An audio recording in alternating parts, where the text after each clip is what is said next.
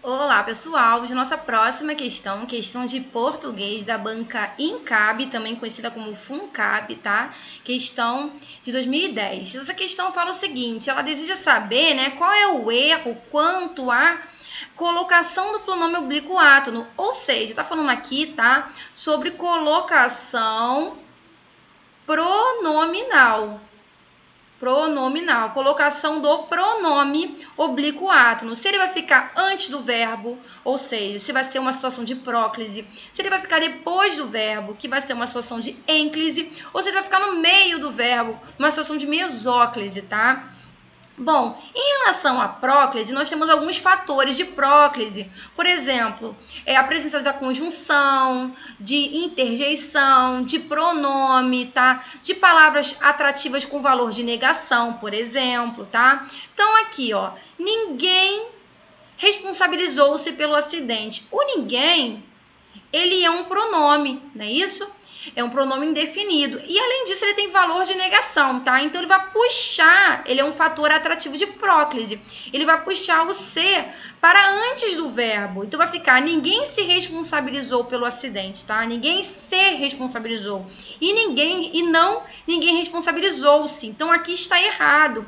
Se está errado, é o nosso gabarito, né? Vamos analisar as demais, tá bom? Preocupo-me sempre com os outros motoristas. Sempre quando você iniciar uma frase, iniciar uma oração, ela vai ter uma situação de ênclise, tá bom? Ou seja, o pronome oblíquo átono ele vai ficar depois do verbo, porque está iniciando uma oração. Então, aqui está correto, tá bom? Jamais me envolvi num acidente de trânsito. Esse jamais aqui, ó, ele tem valor de quê? Tem valor de negação. Se ele tem valor de negação, ele é um fator de próclise. Se ele é um fator de próclise, o pronome oblíquo átono tem que ficar o quê? Antes do verbo, tá bom? Ele puxa, né, o pronome oblíquo átono para ele. Então, está certo. Jamais me envolvi. E não jamais envolvi-me. Nem ficaria legal, né? Fica até estranho, né, de se falar. Então, jamais me envolvi está correto. Disse-ia que ele dormiu ao volante. Quando você tem uma situação de verbo no futuro, se você tirar o C aqui, você vai falar assim, diria que ele dormiu ao volante. Então, quando você tem uma situação de futuro, você tem a mesóclise, tá bom, pessoal? Por isso, né, o pronome oblíquo átono, ele fica no meio, tá? Então, isso aqui está correto. Em se tratando de trânsito, tudo é possível. Nesse caso, você tem uma preposição, né? A preposição em, e você tem, né, o verbo tratando aqui, ó, uma situação de gerúndio, tá?